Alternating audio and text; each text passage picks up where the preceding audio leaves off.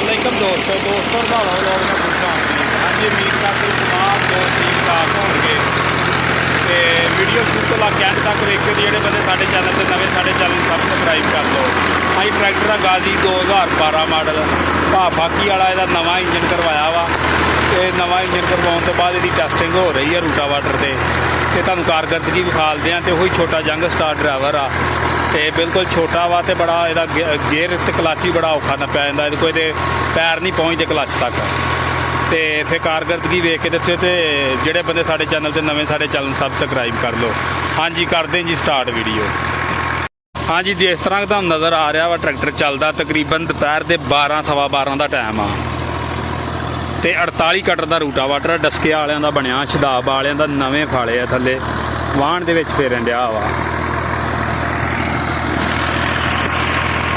देख सकते हो तुसीं कारकरदगी ट्रैक्टर की कारकरदगी देख सकते हो, बिल्कुल ताज़ा इंजन करवाया।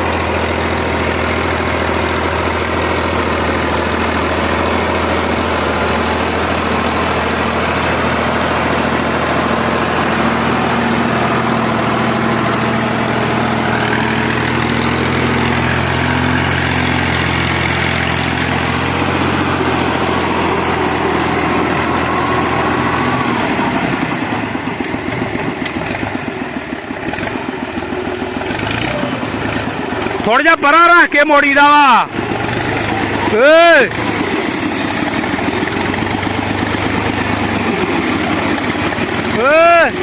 थोड़ा जा परा रख के मोड़ी दा वा मुड़ के नुक्कर लैन लग्या लै लईदा थां नाल।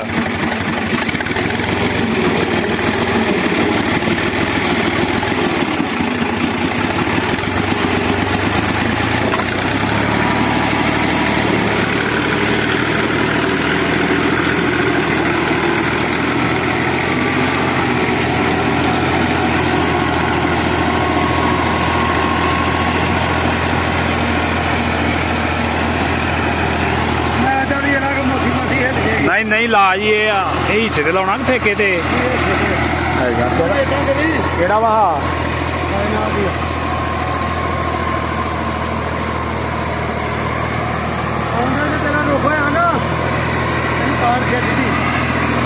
ਚਲੋ ਖਿੱਚ ਨਾ ਪੈਸਿਆਂ ਦਾ ਕੋਈ ਨਾ ਦੂੰਗਾ ਲਾ ਕੇ ਪਾਉਣੀਆਂ ਤੇ ਪਾ ਕੇ ਖਿੱਚ ਲੈ ਤਾਂ ਵੀ ਕੋਈ ਨਹੀਂ ਚਲੋ ਕੋਈ ਨਹੀਂ ਖਿੱਚ ਦੂੰਗਾ